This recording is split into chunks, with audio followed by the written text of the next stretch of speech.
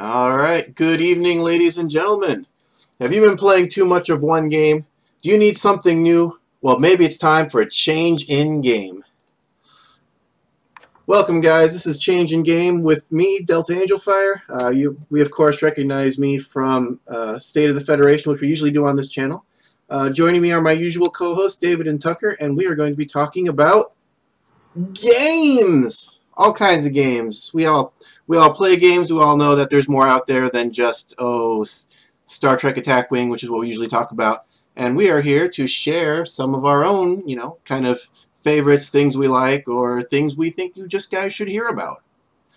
So I will be talking about Sunless Sea later in the broadcast. David, what are you talking about today? I am talking about Dice Masters. It's not just Marvel anymore. It's Yu-Gi-Oh! It's D&D. It's going to be DC pretty soon, and who knows what WizKids has in the future. Ooh, pretty cool. And Tucker, we're going to kick the show off with you. What are you talking about this evening? I want to talk about Star Trek Online. What? That game still exists? Yes, that game still exists. Despite the dev team's best efforts. That was a joke.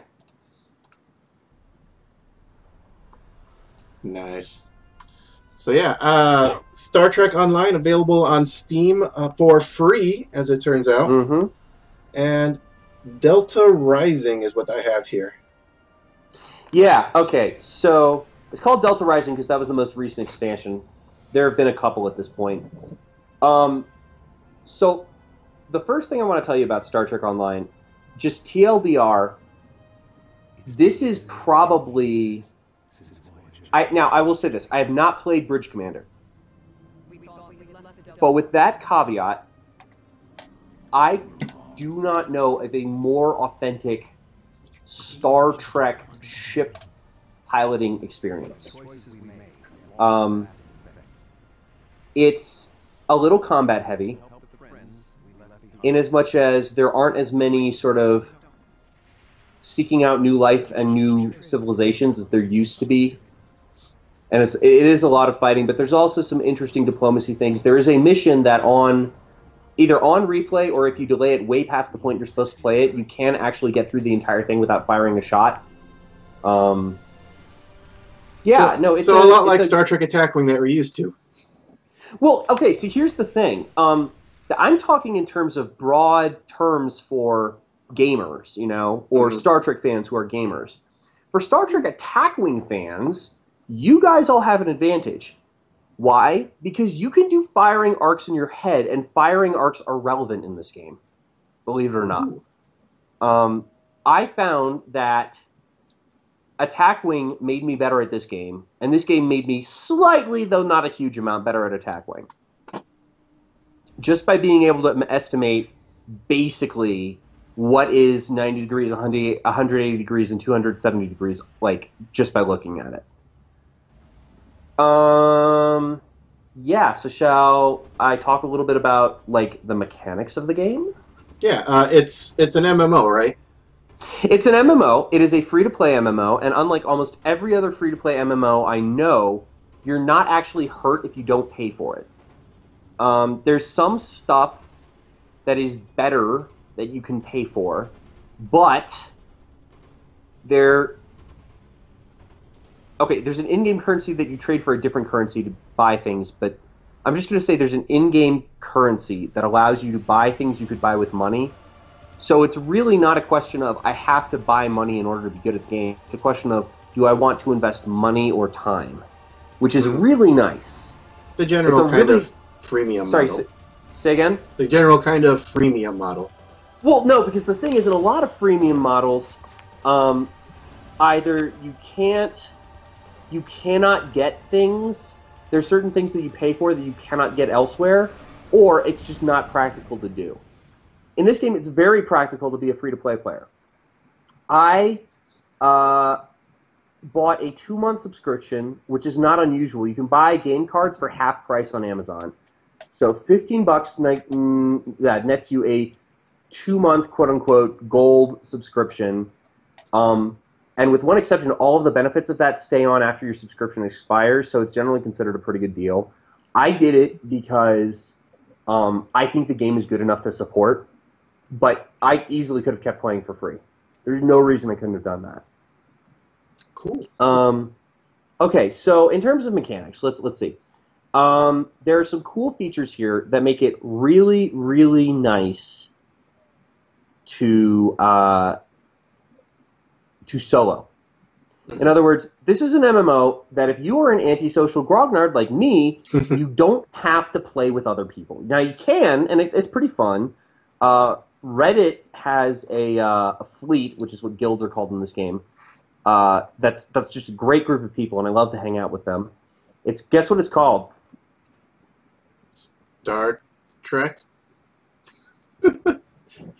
Sorry, I'm not very creative today. It's Reddit's fleet. Guess what it's called? I have no idea. It's called Reddit Alert. Oh, God. It's so great. Anyway. Yeah, Riker trombone.gif. Anyway, so basically, here's why it's great to play. If you're playing a mission, it's instanced, which means, for the non-technical among you, if you're playing a mission, you're playing it either with yourself or the people you're in a team with. You're not going to be running around on the same map as other people, except in sector space, which is a little bit like the world map if you've ever played any old RPGs.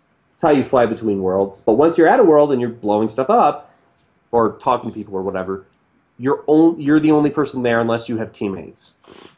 I love that when Diablo 3 came out. Yeah, I've never played Diablo 3, so yeah. But I'm assuming it's similar. Here's the other great thing.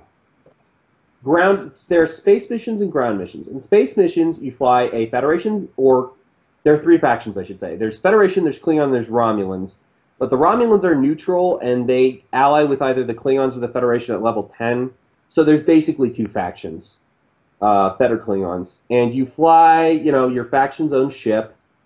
The Romulans do get their unique ships, but they can also choose the ships of their allies. So you can have Romulans flying Warbirds, you can have Romulans flying Klingon ships, you can have Romulans flying Starfleet ships.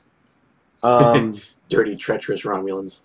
Yeah, it's a little weird. But at least you got Romulans in the game. Anyway, so the ships, there are so many designs. Oh my god. Like, if you've ever seen a ship on Star Trek, almost, it is in this game. Some of them can't be accessed without you paying for them or grinding up to pay for them, but that's fine with me. Oh my god, there's so many ships. Seriously, they had to start making up ships because they didn't have enough ships. Oh my god, there's so many ships. So essentially your character is a ship. Well, in space combat, in space zones. In ground zones, you have your captain, who can be of any of the number of typical races. You also get alien, which is used for a couple of reasons. Number one, you get traits, racial traits, and the alien doesn't get a racial trait. It just gets an extra slot for traits, which is considered better. I'm not going to go too deep into the mechanics of this game because that is a deep, deep, dark hole that I could spend the entire show talking about. Suffice it to say, there's a lot of customization for your character. Very few changes are permanent. Some you have to pay to change around. Some you can change around whenever you want, which is really nice. But aliens are great because you get all the Star Trek rubber head parts, and you can just mix and match. So you could have the Klingon ridges, the Bajoran nose, and the Romulan pointy ears? I don't know. Yes and no. Some of the species that are playable don't have their rubber head parts in there, but you could definitely do, like, a Cardassian forehead with, like, I don't know, who's a weird-looking race? The Tholians. Talaxian. You can do, like, Talaxian stuff and Cardassian stuff put together. You can have, like, a Cardassian head and, like, Andorian antennae, I think. I don't know. It's been a long time since I went through character customization. And this captain is the one that goes in ground zones. Now, ground combat zones are, with a few exceptions, mostly designed to have a team of 5 people in them. So how do you do this by yourself? Well, it's not just you. You have your bridge officers, which are NPC allies that you design character-wise, level up, give skills. Their skills are used in space combat and on the ground, as are yours. And if you don't have enough people to make a team, your bridge officers will fill in those slots. Cool. It's so cool. So basically, and it really gives that Star Trek feel because the missions are scripted such that when you have dialogue come up, it's like your bridge officers talking to you. You know, I still run with the defaults, who are a tactical officer named Eliza Flores, a Vulcan science officer named Tavrel, and a Bolian chief engineer named Zarva. And like, so when tactical's talking to me, it's Eliza Flores because she's my bridge officer. And when I beam down, I take Eliza Flores with me. I mean, my first choice today is generally Tavrel because she's a healer, but you get the point. I get the point that your captain is always going on the missions, which would not have flown in TNG. Your captain is always going on the missions, except once. There's like, people are excited in the latest expansion. There's a point where there's like a ground mission, and then the ship has to stay and defend the ground team. And it's like, instead of being on the ground team, you're actually on the ship for friggin' once. And it's like your first officer who's on the away team. Other cool things about this game, it has a storyline. The storyline is very good, and it's voiced with a lot of Star Trek actors. Tim Russ, Ethan Phillips, Jerry Ryan, Robert Picardo, Garrett Wong, what's her name, who played Lindsay Ballard, Denise Crosby, Michael Dorn. All of these people are back doing voices. A lot of the game is voiced, and a lot of the game that isn't being voiced is gradually being updated to being voiced. Yeah, it has even in the first trailer. It has Robert Picardo. It has Tuvok. It has the Doctor. It has Seven. It has Harry Kim. Right. You really don't see most of those guys until you hit the level 50 through 60 arc, because the expansion that added them added. It has Neelix. Raised the level cap. Neelix is, oh my god, one of the funniest scenes in all of Star Trek I have ever seen. Is there's a thing where you take the Doctor where Neelix is living with the Talaxians, and it's their first time seeing each other in years, and they're catching up with each other, and it's just, there's this hilarious series of cuts where they're talking and like you and your crew are standing incredibly bored in the background. Like my Vulcan was like throwing a little ball against the wall. It was great. Anyway, so things to talk about. The game is a little grindy at the end game. The joke is that the end game of Stowe is Space Barbie, because you get new outfits and for your ship and for your character. Personalization. Sorry? Personalization. We love those options. Oh yeah, did I not? Oh yeah. So your ships can be totally personalized. This is one of the complaints is that this is less true for Klingons and even less true for Romulans, but especially for Federation. There are generally 2 to 4. When you buy a ship, you don't buy like, what's a good example? You don't buy. Okay, I'm gonna use a ship I'm really familiar with as an example. You don't buy a Kira class. You buy a escort, and that has the Akira skin, and it has the Oslo skin, and it has, damn it, another skin I'm forgetting. And then you can buy the Thunderchild skin or the Armitage skin. So you buy a class of ship, but what particular kind of ship it is changeable. Not only that, you can kit bash. You can mix and match parts between them. That's pretty cool. Yeah, and you can make some damn fine-looking ships that way. Right now, I fly my 2 primary ships are it's called a Fleet Patrol Escort Refit, which is a ship that is designed just for the game. It looks pretty cool. It's a clear relative of the Akira. And then I also have a Fleet Heavy Escort Carrier, which is a kit bashed. Well, for those of you who play Stowe, it's about half Akira, half Thunderchild. So So if I wanted to come into this game and say make the USS Reliant, could I do that? The USS Reliant is your starter ship. Oh, well, that's cool. Yeah, Which is actually a fun ship to start with.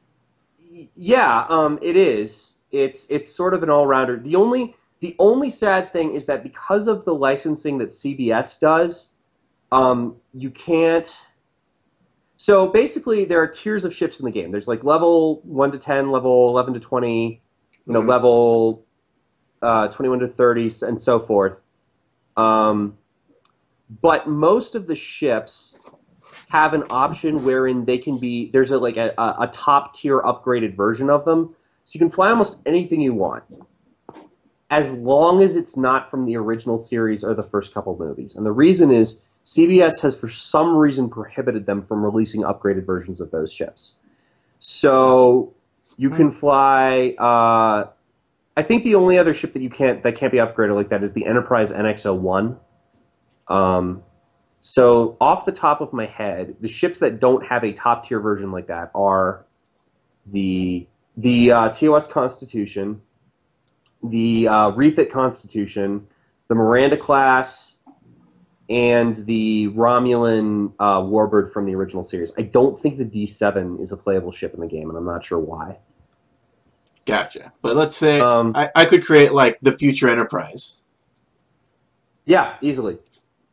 The Galaxy X Dreadnought, yeah, that's a ship. That's a purchasable ship, and I see it a lot. Nice. Yeah, it's its own ship class though, so I don't know what the customizations options are on it. There are three kinds of ships: escorts, cruisers, and science vessels, which roughly go with three types of captains: tactical, engineering, or science. One of the sort of problems with the game right now is that DPS is king. Theoretically, escorts, cruisers, and science are supposed to be DPS. Well, they're supposed to be DPS tanks and heal/buff /debuff. But the problem is right now, almost every single part of this game is solvable just by throwing more DPS at it. So yeah. Sounds like Attack Wing. Yes, except there are very few ships. This is the other great thing. Because of the tier system, there are very few ships that are not flyable. I mean, some are clearly better than others, but good DPS, like good for endgame, like not like amazing, but acceptable. Like, yeah, okay, you're on the useful side in a fleet action, which is a raid basically, is about 10k DPS, and you can do that with pretty much any ship in the game. You don't even need to buy ships. Like, there are free ships that you get for free, or that you can buy on the exchange for like a pittance, that can give you endgame tier level DPS. The top tier equipment takes time to get, but it's universally available. There's no raiding loot monsters over and over for some damn drop. It's just sort of a grind to get it. Yeah, it's a really great two if you want to play. First of all, if you want to play as a Star Trek. Oh my God! Okay, I'm almost out of time. I got two things to talk about. So there's two other amazing things. First of all, the Foundry. There is a built-in level editor for this game. So there are user-generated Star Trek stories, and you can make your own. I think you have to pay to get the Foundry tools, but you can make your own. So there is so much damn content for this game. Now, obviously, the official stuff is best, and some of the Foundry stuff is hit or miss, like it is with anything. But like all user-generated content. Right, but some of it is really amazing, and theoretically the possibilities are endless. And they just added a feature that you don't normally. What you used to have to do is you have to go into the Foundry you have to go specifically to the Foundry menu to pick up the Foundry level. Now, when you're flying around in sector space, you can just, if you go near a planet, the most popular Foundry missions that start on that planet are also listed alongside official missions. They're marked so you know nice. The Foundry. That's a lot of support really from From a game from a developer. developer. Yeah. So here's the other really cool thing. Starting very soon, I want to say April 2nd. It's always on a Thursday. The game updates on a Thursday, so events always start on a Thursday. I believe it's April 2nd. I'm going to pull this up now. They are starting their Delta recruitment event. What does that mean? It means that, yeah, if you go and make a character in the game starting, I'm pulling the page up now, I think it is April 2nd to May 21st, you will get extra benefits and rewards. You'll get an extra plot line. You'll get cool, unique dialogue. You'll be able to unlock stuff for your entire account. And everybody's getting an extra character slot just to do this with. Free stuff. So, yeah. And that's normally about a $5 purchase, too. Yeah. So, yeah, we just had the winter event and the anniversary event. Those happen every year. And both give away free ships. So I would have said you just missed the best time to join, except there's this new thing coming up, which is going to be the best time to join ever. Oh, and that time gate currency, normally you only get it for like completing certain patrol missions. If you do this event, you're going to get it for every single enemy you kill, which is just ridiculous. So this is their like buying currency? Yeah. They're you can grind this or you can pay for it currency. You're going to get it for literally every single thing you do in the game. So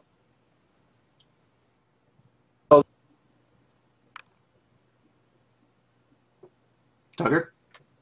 yeah? Oh, Hear stay me? there for a second. Yeah. Sorry, are you here? Yeah. Can you hear me? But yeah, Okay. literally everything in the game. Literally everything. So this is a really good time to join. That's all I'm saying. Or, like for me, might be a good time to get back into it. Yes. Were you a paid subscriber ever? No.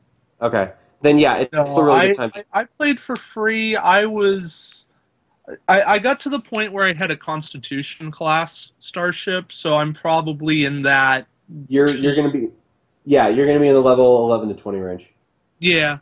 And I was, I was having fun. I got to, I was still doing missions, so I enjoyed the game. Like I like what's there. It's very Star Trek to me. Mm-hmm.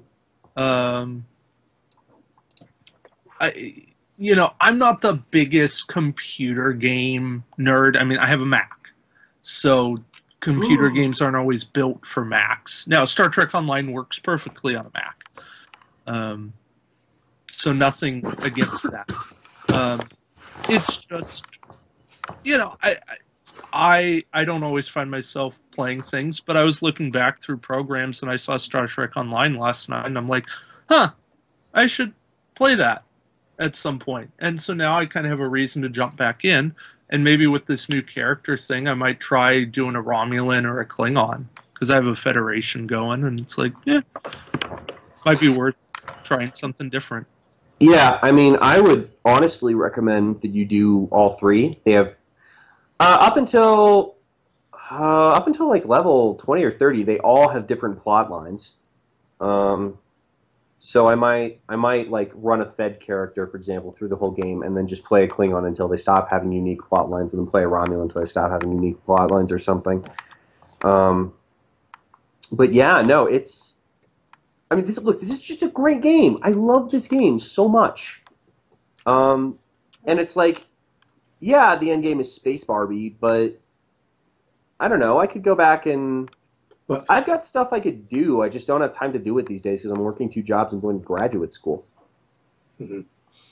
All right. So a couple questions for someone who has never actually played the game, or random things that people might want to know. Can I ever get a Cardassian ship? Yes, but it is incredibly expensive. Fair enough.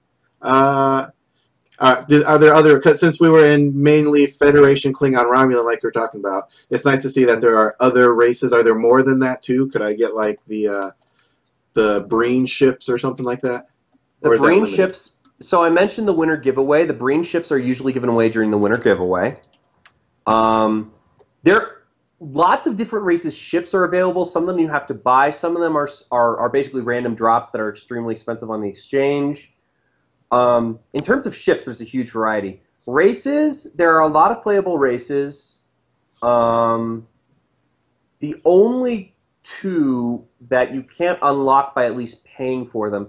So what there is there's an option where you can become a lifetime subscriber, where you pay $200 and you get every single perk they can offer you, plus a stipend of their buy stuff currency every month. I think that only they can be liberated Borg, and I think only they can be androids. Gotcha. So no matter which faction you pick, you do have the option eventually of getting pretty much anything you want ever. Well, in as much as like Klingons can't be human, Klingon faction players can't be humans, and human faction players can't be Gorn. But yeah, you could theoretically get absolutely everything by just grinding it out. It would just take you years.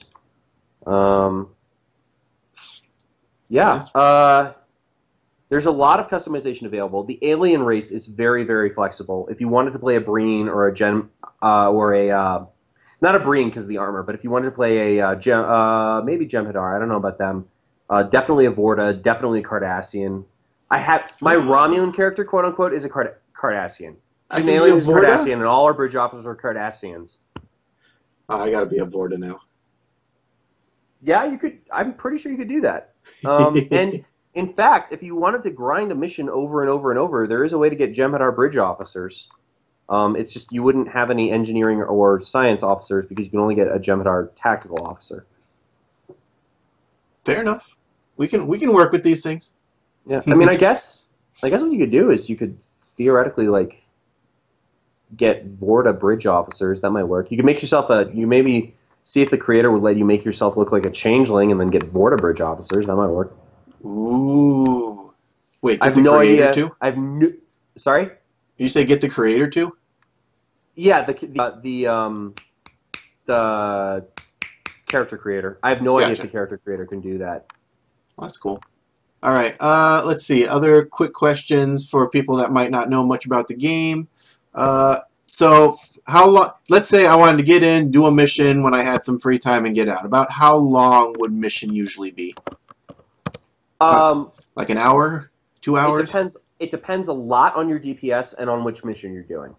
Let's say if you wanted to do a story mission, I would usually set aside half an hour. I would set aside at the absolute most half an hour, and maybe as low as 10 or 15 minutes, depending on the individual mission. A patrol mission, which is a repeatable mission, you can do every half hour or so, 10 minutes. I mean, there are people who can do them in like 2, but that's like top tier players who have ridiculous DPS. Mm-hmm. And Gillivan's saying it's also listed in the Foundry. So Foundries have about a time length of how long a mission should take. Is that what I'm getting? Yeah, Foundries have an average time listed. Cool. They even thought about that. I like it. Yeah. So I mean, and I'm right now. By the way, I'm looking at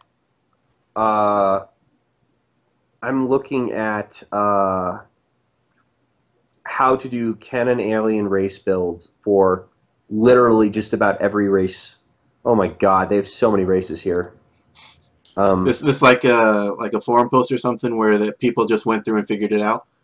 On a Star Trek wiki, on the wiki, because of course there's a wiki. There's always a wiki. Yeah, and the wiki is just so incredibly useful. It's not even funny. Ooh. Yeah, and it's okay. So for Alien, yeah, you can make. It looks like you can make Jem'Hadar. You used to be able to make Suliban, and you can't anymore, which is a bone of contention for some people. I don't really care. The Jem'Hadar apparently is not perfect, but it looks basically okay. See, best part about the game is no travel. You just beam out of mission if you don't like it. Yeah. Oh my god. Okay, so you can transwarp all over the place. You can pay energy credits to just warp to your mission location if you want to. You can you don't have to like fly places. You can just beam to and from ground zones. Every time you enter a ground zone, you beam in, and every time you leave a ground zone, you beam out. And I just cannot tell you how, like, not sick of that I am. Like, I've seen it at least hundreds of times now on all my characters, and I still love it. Because you tap your comm badge and you beam out, and that's like Star Trek. Get me out of here, Scotty. Yeah, Nice. and you can do that. If you want to abort a mission, you can just beam out and restart it. There's no penalty. That is cool. All right, just about done.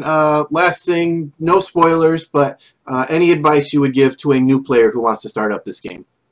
You do not need to buy any gear whatsoever until you get to the end game. Everything you get for missions is absolutely fine to carry you through the game. Even up to the level 50 through 60 missions, like, it's just not that hard. There's no penalty for dying whatsoever on normal difficulty. You just respawn and continue the mission. Like, it really is a very forgiving game for casual players. And you do not waste your energy credits, or especially not any dilithium you earn early in the game. It's just not worth it. Unless you really want, like, a pretty ship skin or something. But, even then, I'd probably say don't do it. Save your special currency for later. Yeah, other thing. Join a fleet. I would recommend Reddit's fleet. Reddit alert for Feds, House of Snoo for Klingons, and there's one for Romulans. I forget what it's called. They're great people. They're really helpful. It's not necessary to play in a fleet at all. I didn't for a very long time, but it's helpful. It helps get some good gear. You know, it's.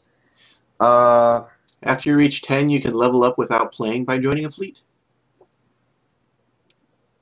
If you don't like grinding, using duty officers. Oh, I know what he's talking about. There is a system there's a system after, I think it's actually level 11, where you have junior officers on your ship, and you can send them off to do quests without you, sort of like in Assassin's Creed. And they come back and give you presents and XP. Gotcha, little garrison guys. Actually, doing this with Klingons in what's called marauding, basically sending my junior officers to attack Starfleet all the time, is actually one of the best ways to make money in the game. But I mean, it only takes you 5-10 minutes every day. Fly around, look for a couple missions, set them up. They're timed in real time, like EVE Online. Mm-hmm. And they just complete, and they give you items, and it's great.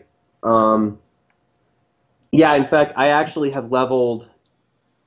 I have leveled both my Romulan and my Klingon. My Klingon got to 60 without even having completed the initial Klingon quest line, and my Romulan is at 54, and will probably get to 60 because I really, really hate the Romulan story missions because they're very boring and whiny. Just like a Romulan.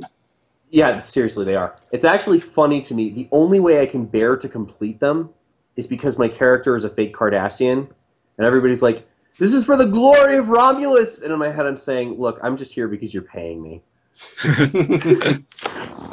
Yeah. And you're also going, for Cardassia! No, here because you're paying me. Yeah. Give me that gold-pressed latinum. Yeah. One downside of the game is there are 10 million currencies, and it's sometimes hard to keep track of them all. But anyway, yeah. That's basically basically it. That is Star Trek Online. Yeah. Oh. One other thing. The music is good. The voice acting, as I said, with one very famous exception, is very good. There's a guy who contacts you about every 30 seconds in a particular mission, and every single time his thing pops up, it says, "Kurland here." It's pretty fantastic. The other thing I will say about this, it does not require a powerful computer at all. My laptop has 128 megabytes of video memory, and it can run it. I mean, it looks like... it's pretty forgiving. It looks like absolute crap, don't get me wrong, but I can play it.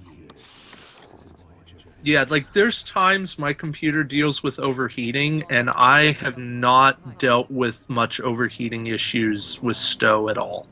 Mm-hmm. So, it doesn't it doesn't run a lot, and that's great. So, and it still looks really good. Yeah, I like it. If you like Star Trek, at least give the game a try. And you can wear whatever uniform you want, by the way. Some like the TOS ones, I think, is the only one where you have to straight up pay for it. And the TOS movie ones. But like, yeah, you can wear whatever uniform you want. You want to run around? TNG, I run around. DS9, Voyager. Right, I run around in a TNG movie / second half of DS9 Admiral's uniform. All my bops have the correct uniform for that. Yeah, and one nice thing is the Odyssey uniform, which is now the in-game canon uniform for this time period. Oh, well, I didn't even talk about that. The game is set in 2409. The Klingons and the Feds are at war again, and really just play the game. It's worth figuring out the plot. This is like, what, 30 years after Voyager got back? Yeah. Yeah, it's exactly. post-Romulus destruction and Enterprise F. So right? Romulus destruction is even canon. Yes, I mean, well, that's canon. Like that, Romulus destruction is canon to the Prime Trek universe. This is like something that people don't like, but it's true. Cool. I mean, the J.J. Abrams source is canon to the Star Trek universe. It's just an alternate reality. It's like the mirror universe or something. So definitely a lot to check out here. Yeah, I can't speak highly enough of it. And one major reason for Star Trek fans to check it out is that there are a variety of world maps, sector blocks, and you should visit them all as a Fed player because every time you do, you get a little piece of narration, and it's narrated by Leonard Nimoy. Oh, Leonard Nimoy. He appears in the game too. I forgot to name him. There's a time travel mission where you go back and save the original Enterprise because of course there friggin' is. It wouldn't be Star Trek without time travel. Oh yeah, no, it's great. It's also, I mean, this is just a game. Every single Star Trek thing, these guys know their canon. Like the people who make this game know their canon really well, and they do really fun things with it. Like, there's a raid, which is literally just blow up another crystalline entity. Nice. Yeah, no, I'm sorry. I'm like going on about this longer than I should, but yeah, if you're a Star Trek fan, check it out. You may not like it, but you probably will. That's my opinion. It actually fixes that Star Trek fix you're needing since there's been no new shows or movies in years. Are you just going to ignore the fact that the J.J. Abrams verse exists? It's still been years since the last one, hasn't it? When was Into Darkness? I thought that was 2013, wasn't it? Wow. Yeah, I guess so. Huh. It's been a year and a half. It's been some time. We need more Star Trek, damn it. Where's my Captain Worf series? Alright. So, that will do it for Star Trek Delta Rising. Thank you, Tucker. Did an excellent job despite being, murderously sick or allergic to things. Oh, God, it's awful.